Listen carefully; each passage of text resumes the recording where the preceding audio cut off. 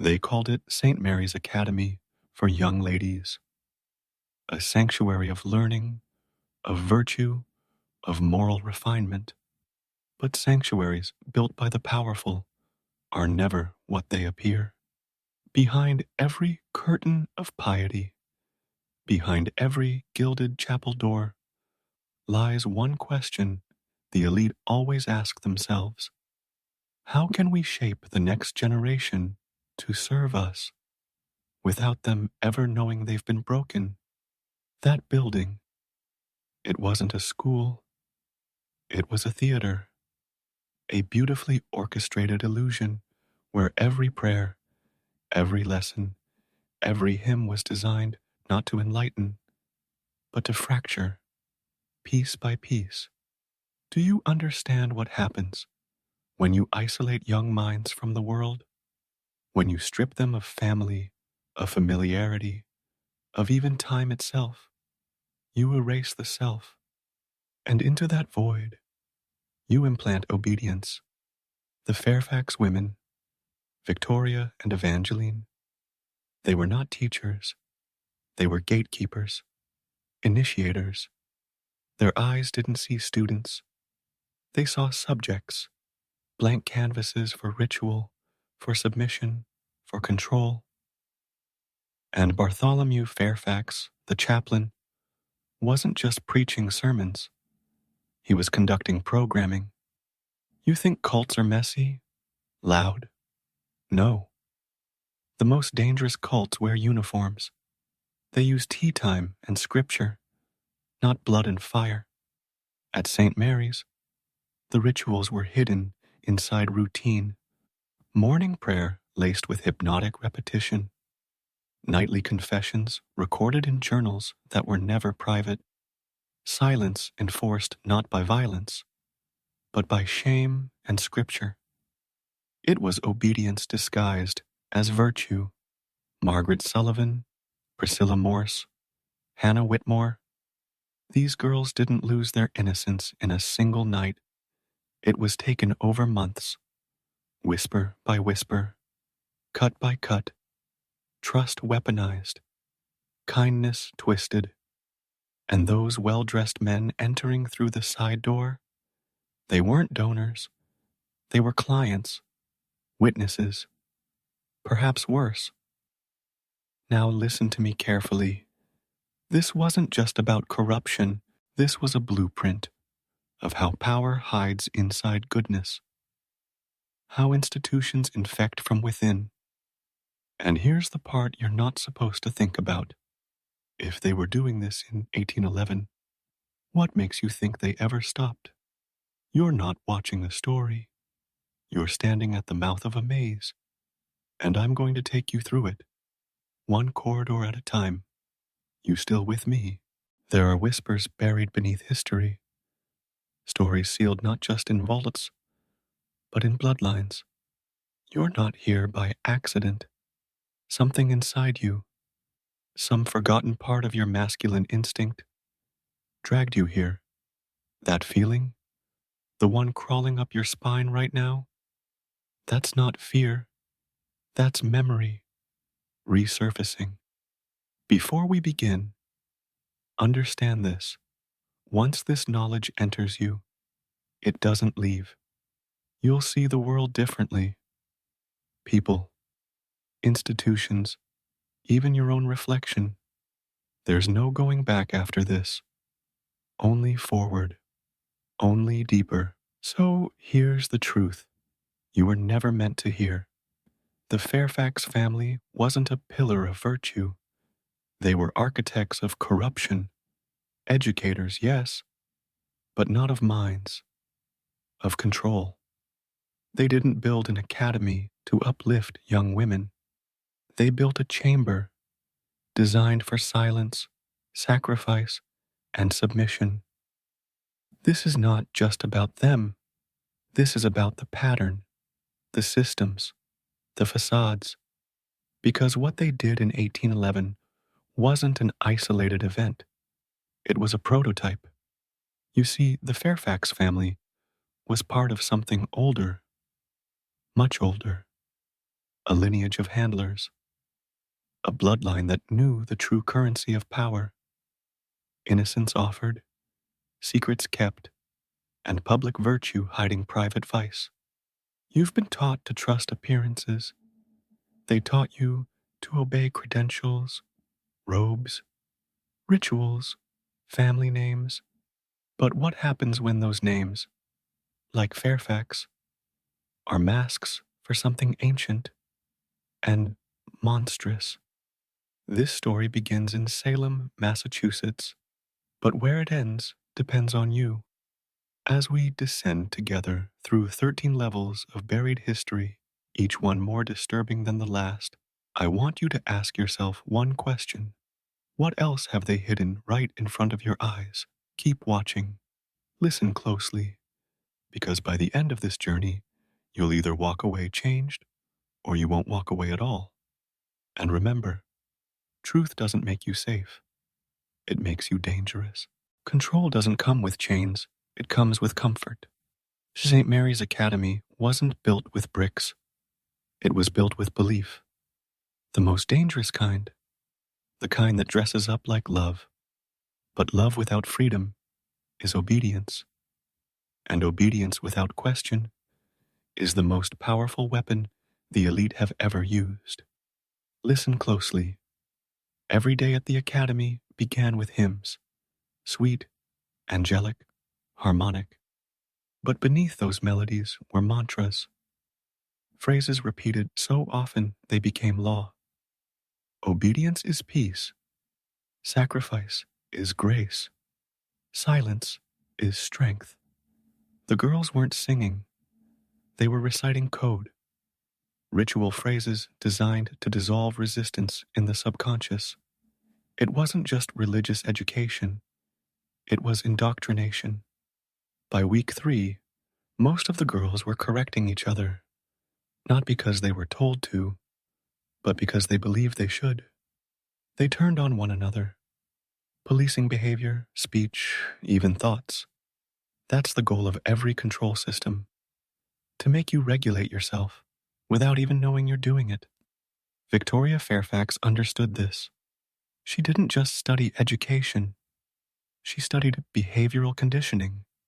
Her time in London wasn't spent in drawing rooms.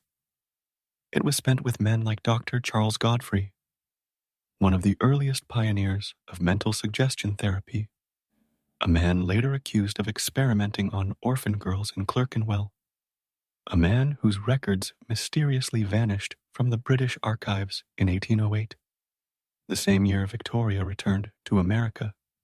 Coincidence or recruitment? Now you see the design. The chapel wasn't just a place of prayer. It was a stage. The sermons weren't just religious. They were scripts written to rewire.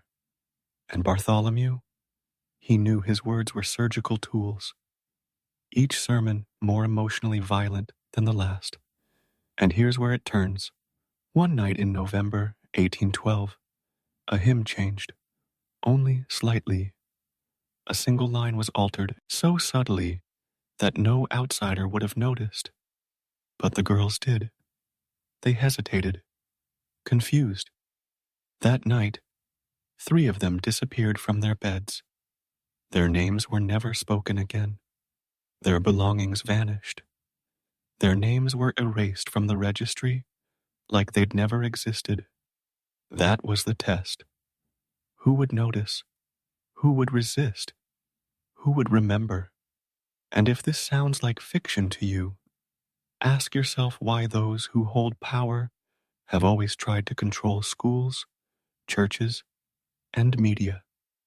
Because if you shape the songs a child sings, you never have to fear the man they'll become. The Fairfax family knew this. They weren't raising women. They were raising servants to power. Still think this was just a school. They called it a meditation room. But behind the locked 3rd-floor hallway, past the velvet curtains and hollowed-eyed portraits, was something else. Something older than the academy itself. Margaret Sullivan. Remember her? The Irish girl with the red hair and a will like iron. She told one of the kitchen maids about a mirror in that room, a large one, framed in black oak, with symbols etched so faintly you'd think they were just scratches. But she knew better. Margaret saw something move in that mirror once. Not her own reflection, but someone else's, standing behind her when she was alone. The maid laughed at her, until she saw it too. 2 days later, the maid was gone, transferred to another estate. No farewell, no goodbye, just removed. But here's the thing they never accounted for. Margaret could read Latin. Her father had taught her before he died. And what was carved on the edge of that mirror? Nos dominum tuum. Know your master. That's not Christian doctrine. That's Roman. And deeper, Luciferian. Not the cartoon devil they show in church, but the ancient belief that knowledge itself is the original rebellion, and that submission to structure is the only true salvation. That room wasn't for meditation. It was for transformation, psychic fragmentation. You isolate a girl, deprive her of light, time, sleep, whisper contradictions into her mind until she breaks. And when she does, you reassemble her however you want. That's the technology. Not machinery, ritual. That's what Bartholomew was really doing in those sermons. Prepping their minds, softening them with guilt, shame, devotion. Victoria handled the reward system. Praise, privilege, belonging. But that mirror room? That was Evangeline's domain.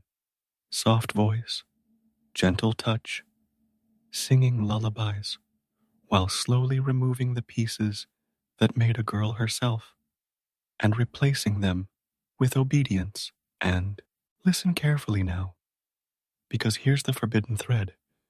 Every student who went through the mirror room wrote less. Fewer diary entries, shorter sentences. Some even changed handwriting completely. Identity disintegration. You don't need chains when someone doesn't remember who they were to begin with. What they were building wasn't just an academy. It was a program.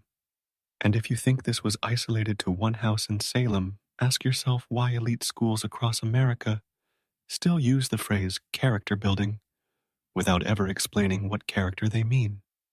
Now, I'm going to ask you something important. Comment this phrase below. Twice. No more. No less.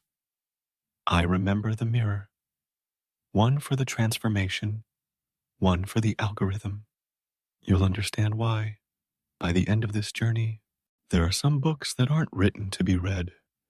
They're written to be remembered, or more precisely, installed. Tucked beneath a loose floorboard in the chapel, beneath the altar itself, was a journal bound in red calfskin, cracked with age. It was discovered during a structural inspection in 1902. The foreman who found it handed it to a city official. That official vanished before he could deliver it to the archives. But we got fragments, copies made in secret, and I've seen one. Its pages are soaked in ritual, obsession, and something far more engineered than religious ecstasy. The Red Book, as it's now called, contained 3 things: a coded calendar of full moon nights cross-referenced with the menstrual cycles of the students, a list of the girls labeled by Roman numerals instead of names, and detailed instructions titled The Ritual of Replacement. Here's what they did. On chosen nights, when both moon and blood aligned, a girl would be isolated, not punished, not harmed, just removed. A different one would take her place the next morning. Same name, same age, slightly different face. You think I'm talking metaphor? Read this slowly. Local townsfolk swore certain students changed overnight. One girl, Emma Trask, went from left-handed to right. Another, Mary Elkins, began speaking fluent French when she hadn't passed her basic grammar test 2 weeks prior. Even Margaret Sullivan wrote in her journal, "Priscilla is kind, but not the same Priscilla. Her voice is softer.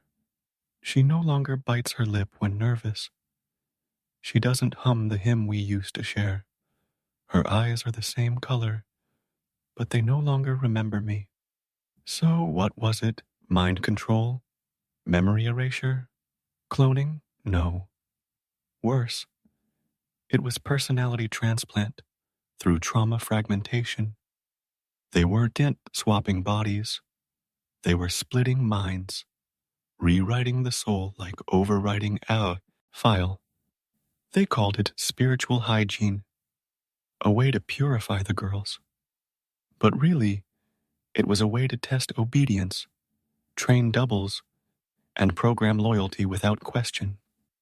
The Fairfax method wasn't isolated. It was the prototype, the earliest known blueprint of what would later evolve into programs like MK Ultra, Operation Artichoke, and the School of the Americas. But unlike government black sites, the Fairfax model was private, funded by donations from men who arrived in those carriages, elite New England names that still echo in law schools, Senate seats, and corporate banks. This is what happens when wealth meets ideology in the dark. It doesn't create evil, it manufactures it, and it exports it as virtue. Still want to keep going? Good. Because next, we follow one girl who broke their script, one girl who remembered every machine, no matter how perfect, breaks when it meets the unpredictable. And the Fairfax machine, cold and precise, didn't account for Margaret Sullivan's awakening. You remember her, the red-haired girl, bright, curious, fading. But she didn't vanish, not completely. In March of Canteen, Margaret stopped speaking entirely. The faculty said it was grief. They wrote letters to sponsors claiming she was spiritually overcome. But Margaret wasn't mute. She was watching. She began to record everything in a second set of journals, written backward, by paperwell in mirror script, hidden in the lining of her mattress. She documented not only what happened during the rituals, but how she began to remember herself after each one. Because Margaret was different, she couldn't be overwritten completely. Every time they broke her mind, it healed back. Wrong at first. Foggy, but then clearer, faster, stronger. By the third ritual, she recognized the pattern.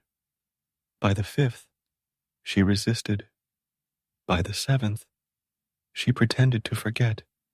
That's when she made her move. One of her last entries reads, "They think I sleep when the incense burns. I don't. I see what's behind the glass. The men in masks. The blood that isn't ours. They write in Latin, but I understand now. The saints they pray to are not saints at all. And tomorrow, I will run." On the night of April 2nd, 1813, Margaret escaped through the laundry chute, barefoot, bleeding, carrying only two things: her backward written journals and a scrap of red leather she tore from the chapel's altar. She ran to the home of Miss Abigail Thornton, the seamstress. Abigail took her in, hid her for 3 days before contacting a Boston newspaper man named Ephraim Wells. Wells published a single anonymous column titled "The Academy of Saints and Serpents." It was pulled from circulation within 24 hours. Margaret disappeared the next week. Some say she was placed in a sanitarium. Others say she was smuggled to Canada under a new name. But the journals, they resurfaced in sealed inside a church bell in Worcester. Every word she wrote confirmed what investigators feared, that the academy wasn't just abusive, it was an early test site for psychological control. The conditioning, the rituals, the replacement of identities, all designed to create vessels, not women, instruments. And the worst part? It worked. The first graduates of St. Mary's didn't vanish. They married judges, founded churches, raised children, and passed on the infection. If you're still watching, comment, "I remember the Red Book" twice below, once to lock in your awareness, and once to signal the algorithm that you're not afraid to remember. There was one rule at St. Mary's no one dared break. Never, under any circumstance, ascend to the third floor without invitation. The girls knew it. The staff enforced it. Even the townspeople whispered it. But no one ever explained why. They said the upper rooms were for solitude and reflection.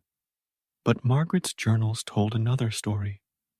One of mirrored walls, velvet hoods, and a symbol carved into every threshold, a circle within a triangle, surrounded by 13 thorns. That symbol wasn't Christian. It wasn't even European. It predates the Bible, predates Rome. It's ancient, Babylonian, an occult seal of transference, used in rites where a soul isn't just touched, it's replaced. You think I'm exaggerating, but you don't know what the Fairfax family really studied. While the town saw Victoria as a pious reformer, she was importing more than just books from London. She had connections to the Society of Psychical Research, the Rosicrucians, and a private club once investigated by Parliament. The Order of the Veil. Every member of the Fairfax household had traveled, not just across Europe, but into the ruins of mystery schools long buried beneath sand and silence. They weren't building an academy. They were building a temple, brick by brick, mind by mind. Now, hear this. Every single girl brought to that third floor underwent 3 phases of indoctrination, isolation, stripped of sleep, name, and self-imprinting, rituals of repetition, often under trance or extreme emotion, sealing. The final rite, where they were given new names, ones recorded only in Latin. These weren't metaphors. They were neurological rewrites, a form of early MK-style programming before the term even existed. How did they know it worked? Because the girls would forget, not just what happened, but who they were before. One day they'd scream at shadows. The next they'd speak French flal, Esli, pour tea like nobility, and smile with dead eyes. These weren't students anymore. They were constructs. But here's the part that will shake you. Dozens of these constructs were adopted by families connected to state offices, naval command, and early banking institutions. That's right, St. Mary's was a human manufacturing lab, disguised as a school. And its graduates weren't girls. They were infiltrators. How deep did it go? One name keeps surfacing in post-war files. A woman who married into the Rockford line, who sat beside governors, who whispered in the ears of reformers, and who once called herself Margaret Sullivan. Let that sit. They called it a school, but it was a hatchery. Not for education, but for something far more calculated. A generation of implanted identities, trained from youth to ascend into positions of quiet influence. What we uncovered next was never meant to see daylight. After the academy closed in 1847, the property wasn't abandoned. It was transferred, quietly, to a private trust headquartered in Philadelphia under the name Delphos Holdings. No website, no listed board, but follow the documents, and one name appears again and again and again Isadora Fairfax, allegedly a niece of Victoria.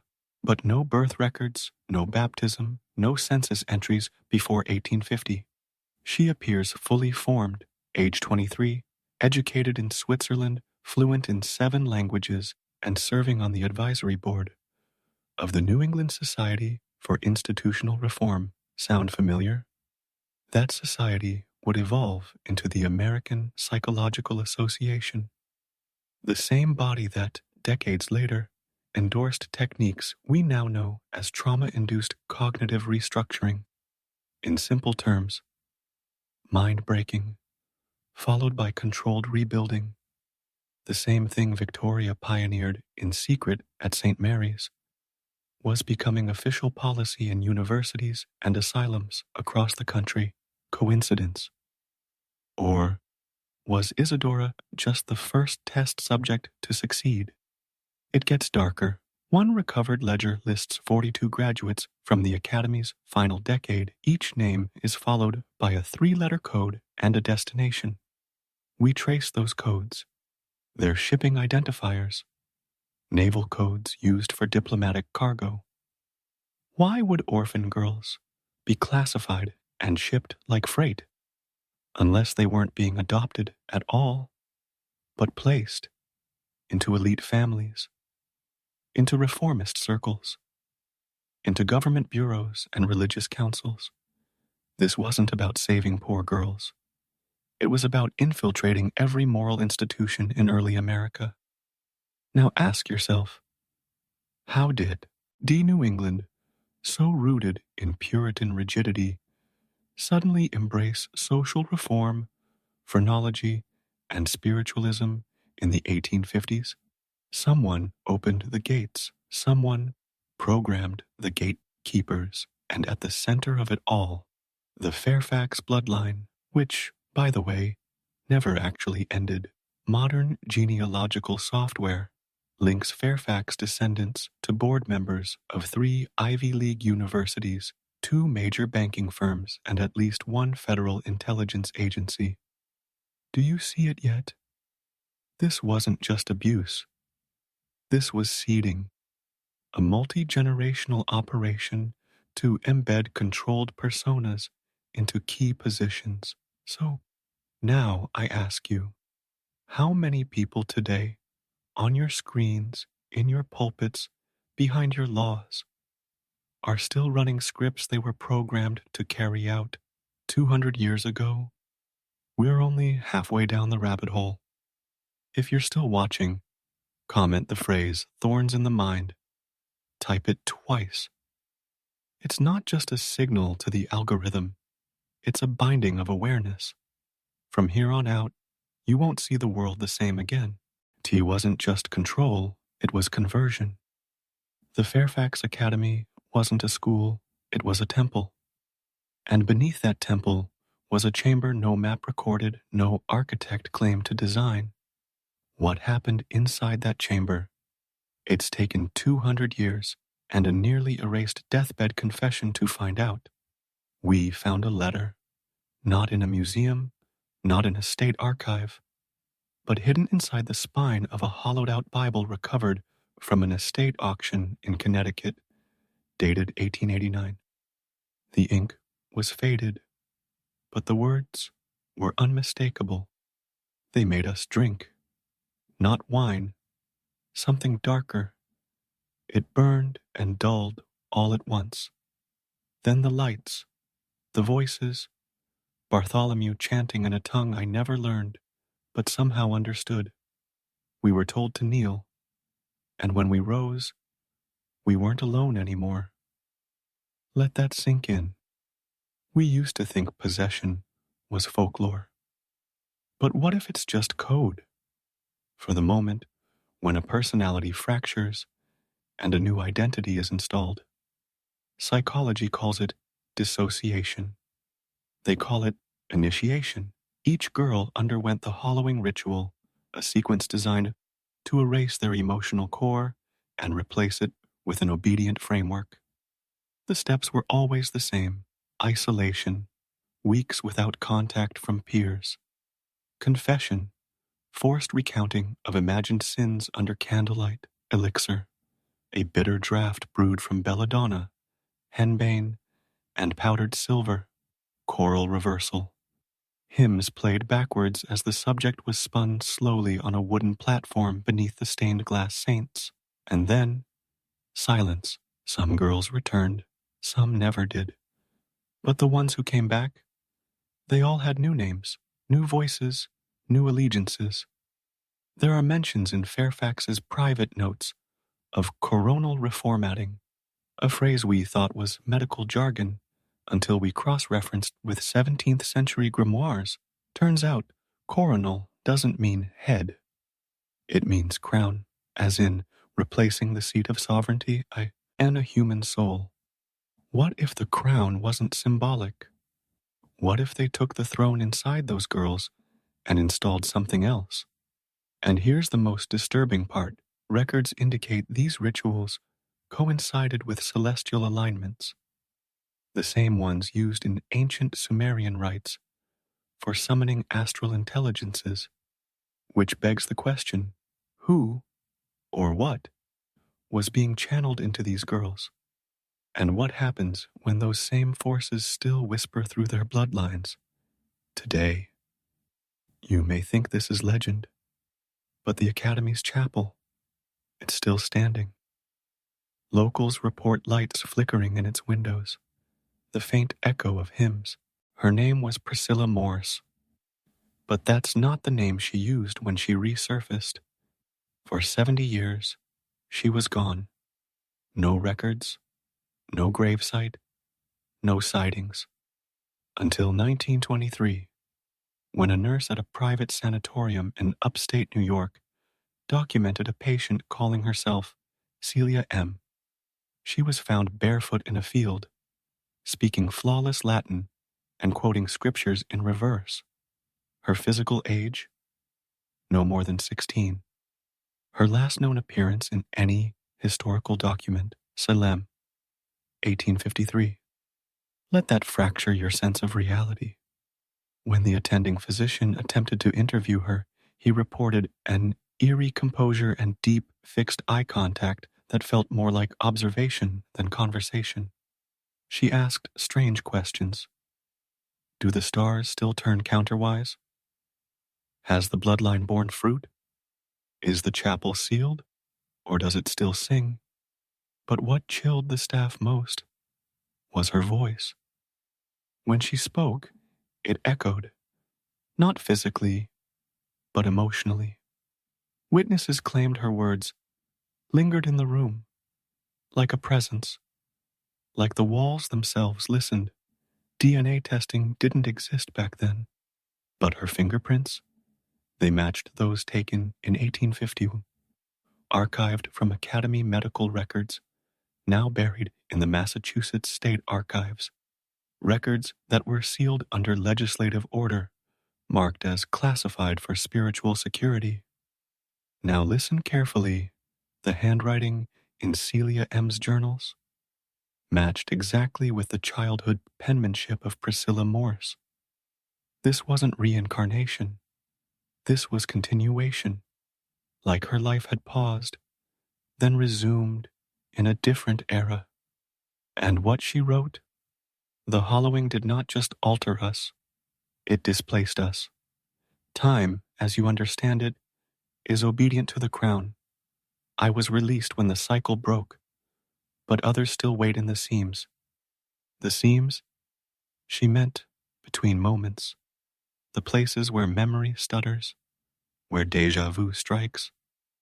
She claimed that St. Mary's Chapel was never destroyed, only veiled, like a locked dimension accessible through trauma, ritual, and blood.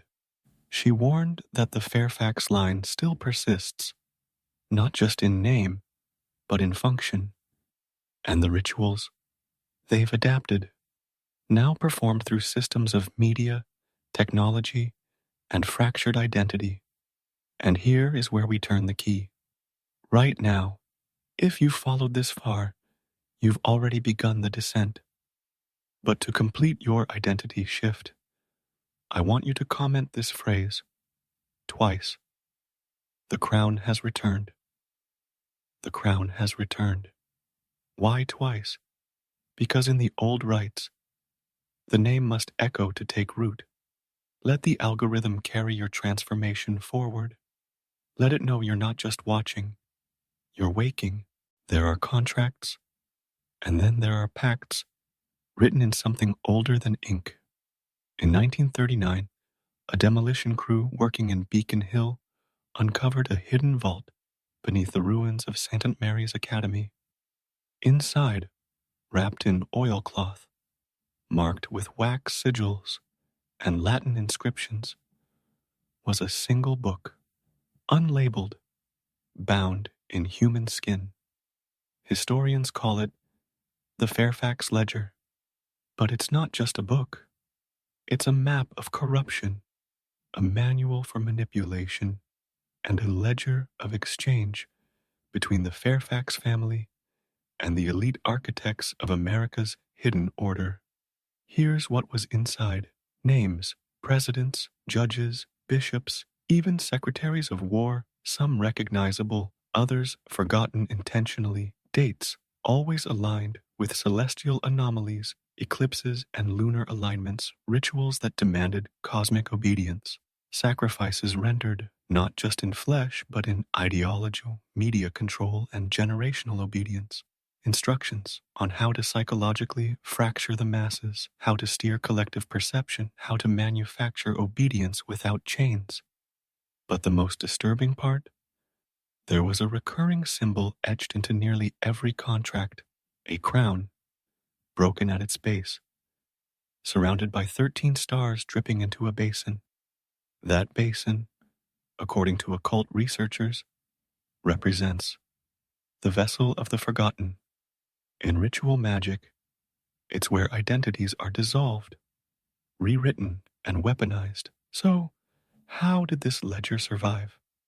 The man who found it, Harold Eastwick, a third-generation Mason, took photos of every page before it was seized by federal agents claiming national security interests.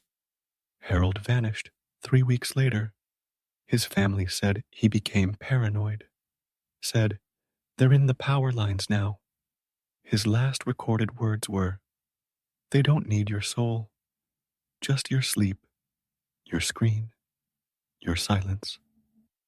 One page in particular bore chilling significance.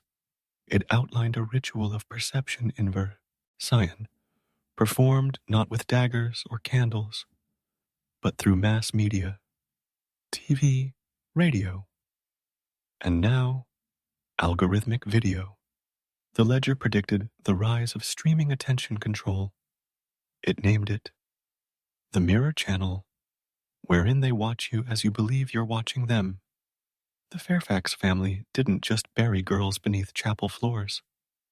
They buried truth beneath culture. They designed a system of forgetting so complete, even survivors couldn't remember what happened. And here you are now, remembering.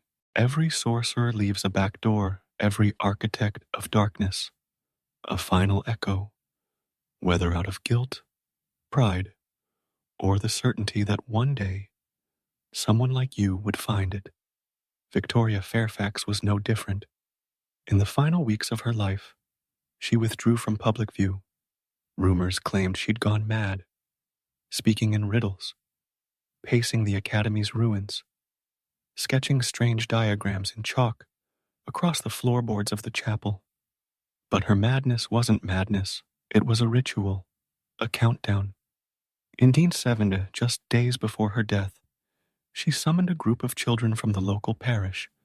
She paid their mothers handsomely, asked only that the children memorize a song she had written, a simple rhyme, the kind that slips past the conscious mind and embeds in the roots of memory.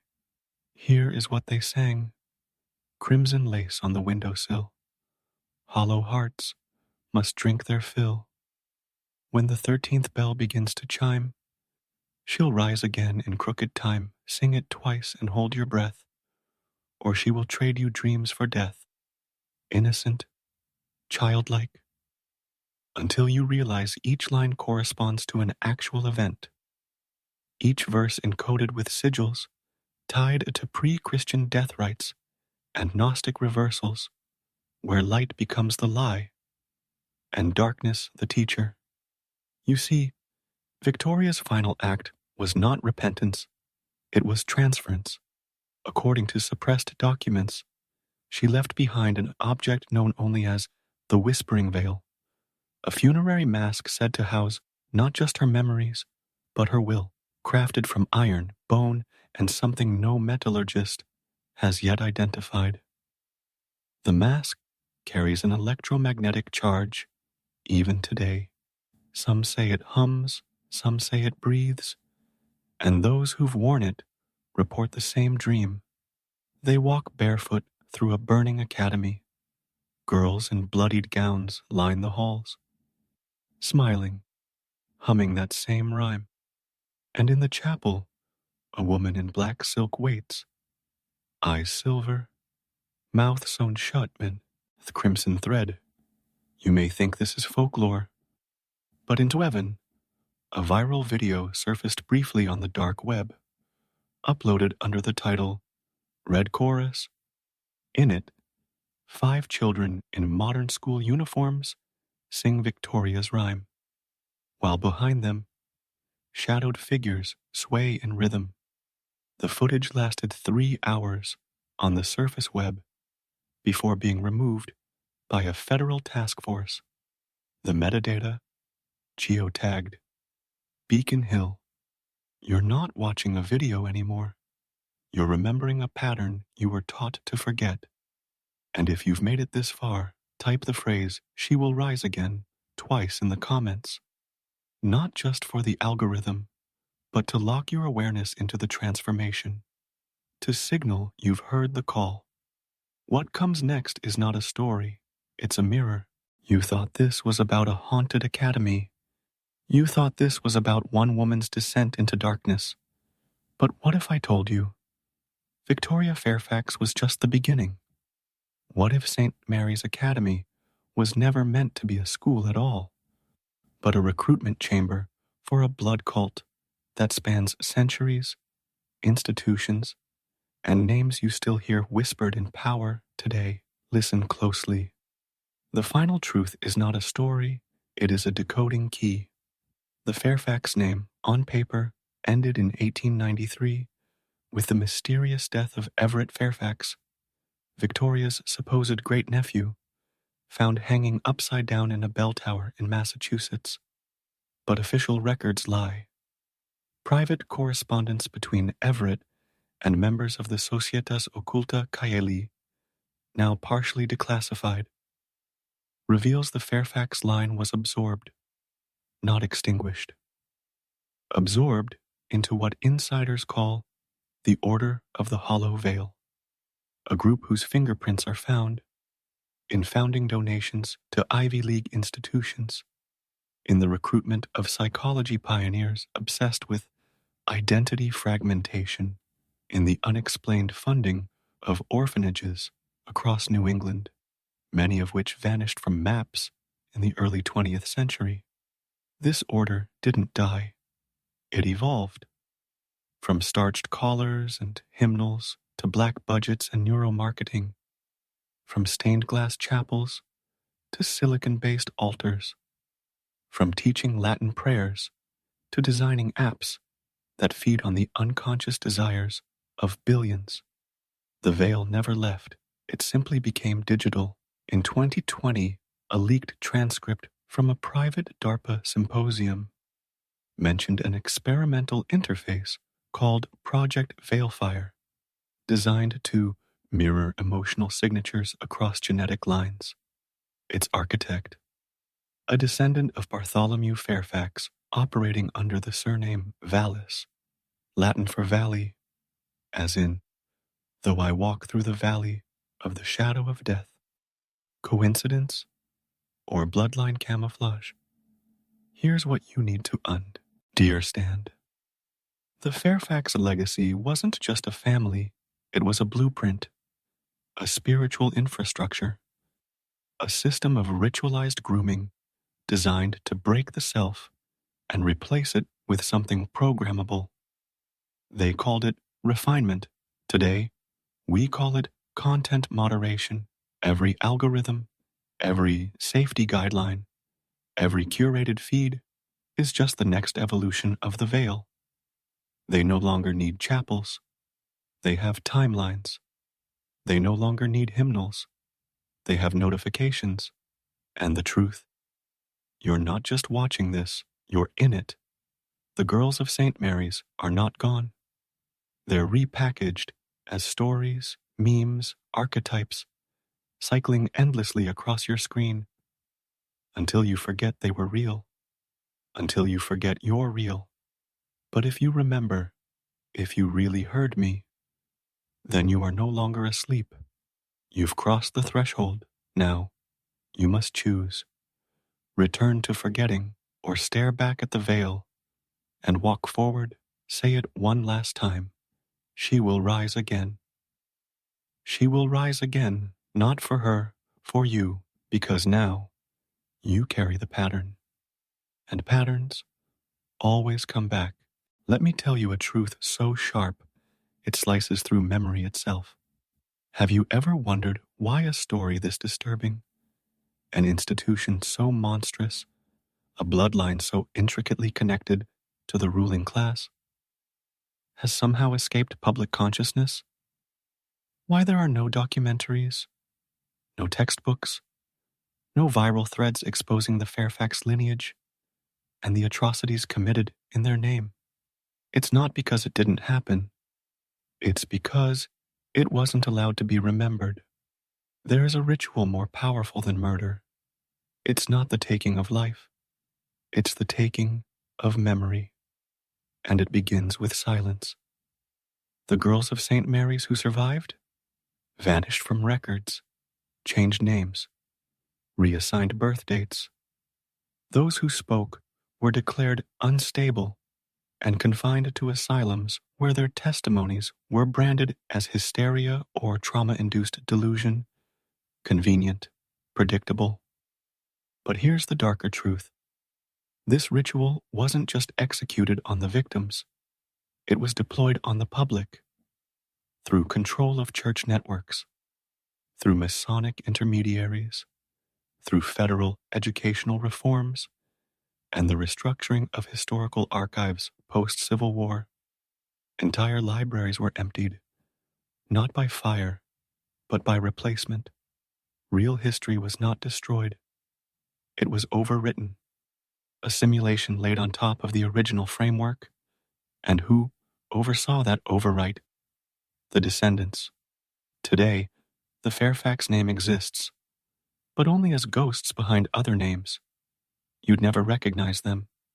Politicians, CEOs, cultural icons, philanthropists. They still speak in the ancient code, passed down through blood. Their institutions have evolved. No longer convents and chapels. Now they wear the skin of Ivy League halls, biomedical grants, AI ethics boards, and climate resilience initiatives. Different mask, same doctrine. And you? If you've made it this far, you are no longer just watching, you're remembering. Now, Beth, or the next section, the final descent, I want you to do something.